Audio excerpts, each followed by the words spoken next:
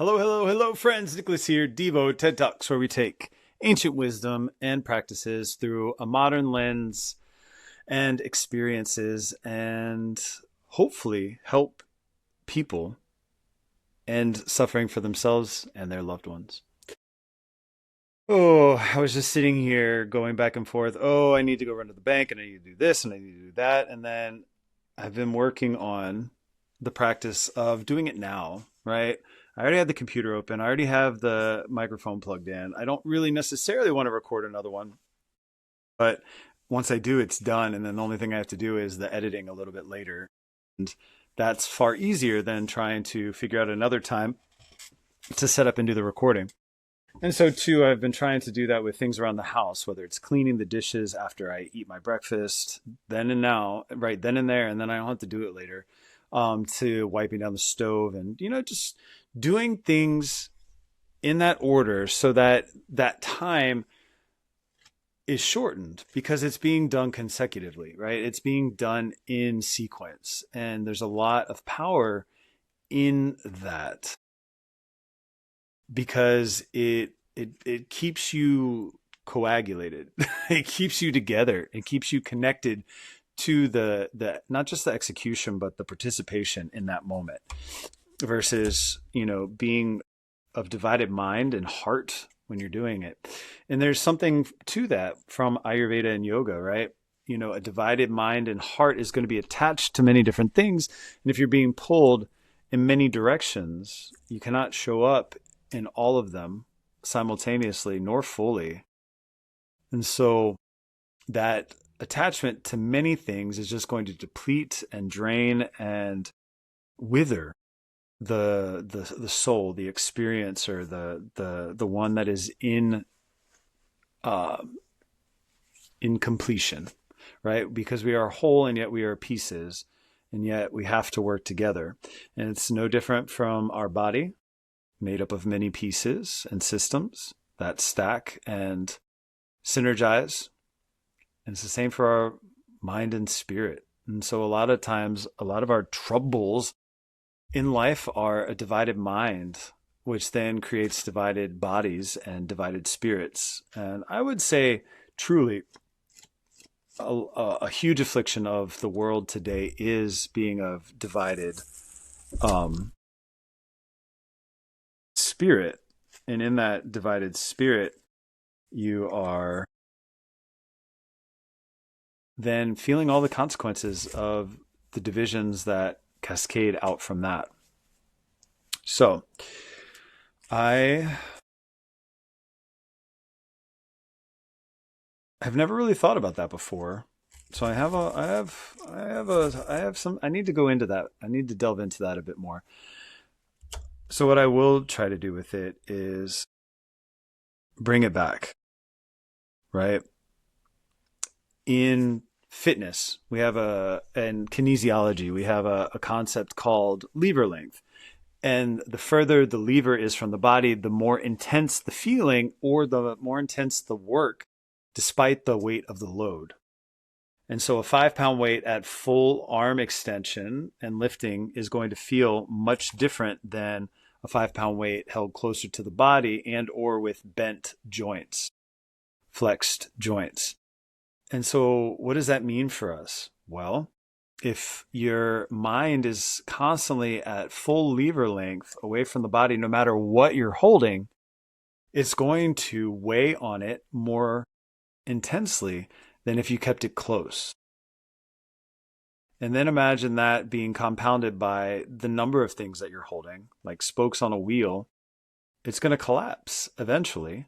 And in many ways it does, whether it's the energy system, whether it's the physicality starts to fail, whether it's the spirit or the mind that starts to fail, right? I think one of the issues of dementia is that people are at such full lever length for so many different things that eventually their mind starts to waste away because so much of the energy and force is sent away rather than being concentrated in the mind or the body. I mean, the brain organ. I mean, the brain is, you know what I mean. It's a different tissue. Anyway, So, with that in mind, it's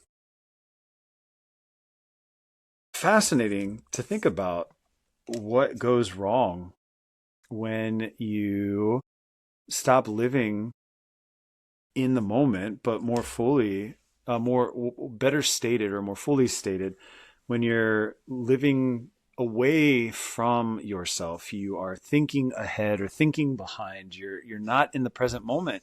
You're just completely filling that cup. But the problem with that cup is that it may never actually come to be, especially if it's in the future. And since the past is already gone, you're just pouring into a cup way back there that you're never going to get back to, even though you convince yourself that if you fill that cup, you'll be protecting yourself from any future occurrence of that thing, which probably, well, for sure, never happen again as it happened.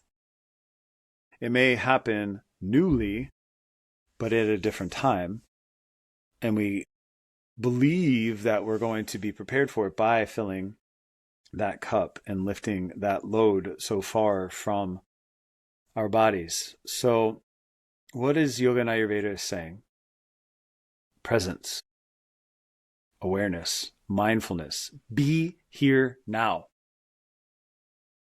Can you be with sensations in life and the things that are happening without necessarily being of them? Can you be with them? Can you observe them? Can you witness and not do or participate?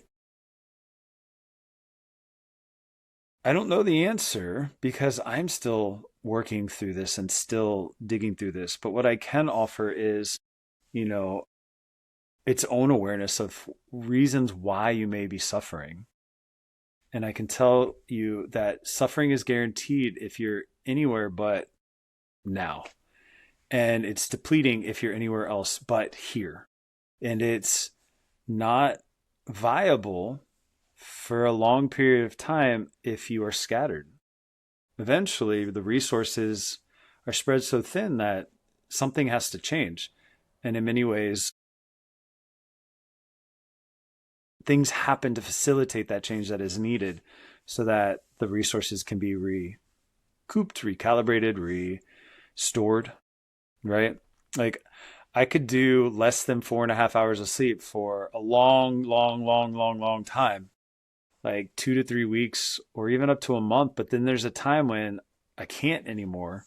And, or, I finally sit down for a nap and it's like 2 or 3 hours or 4 hours or sometimes a whole day. And I was like, oh, I took it out on credit and I eventually had to pay it back. And that's the concept here. You're building an escrow with your mindfulness. You're building an escrow with your presence and awareness and mindfulness and in the momentness, your be here nowness. And when you start going elsewhere, you're dividing yourself in long lever lengths away from mind, body, and spirit, you start to deplete that escrow. But eventually that escrow will then turn into a negative balance that eventually has to be paid back. Like if you get down to baseline, then you pull out on credit and then you have to pay it back. And so it's this balancing act, this harmonizing act over and over and over again to try to stay at or above depletion. How do you do that? It's going to be an individual journey, but it's what fills your cup. And it might be weird. It might be something that somebody else looks at and like, why would you do that? I don't understand that. Like I had a friend who used to love watching cats and it gave her life. It gave her joy. And that was her thing. I did not like it. And I poo-pooed her joy maker. But because I wanted to spend time with her, I would go and do it periodically. And I just didn't understand it.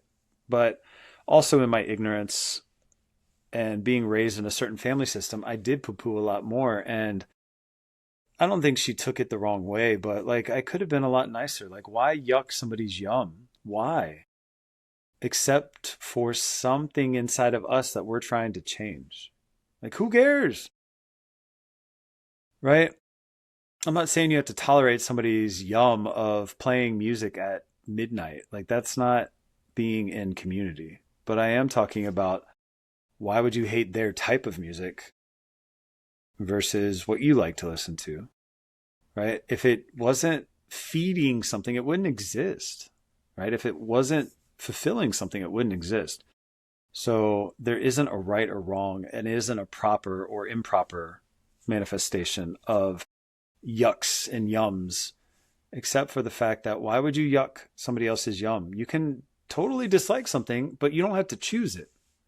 But that doesn't give you the right, nor give you the, nor prevent you from the negative impacts of spreading your yuck all over somebody else, because that becomes a part of you. You yucking somebody else becomes you. In fact, I would argue that you couldn't yuck somebody else unless you had some yuck within you to spread. What does that all mean? It means meditate. It means get quiet. It means breathe well, eat well, cleanse well. And then perhaps life will show up in a way that you can appreciate more, not because you're forcing the appreciation, because that's what you read in a book, but because you honestly do appreciate it, because you realize that this is the only thing we have right here, right now. And it's a beautiful thing that I can create the things that I want and the things that I don't want, because at the end of the day, I am all powerful in that creation.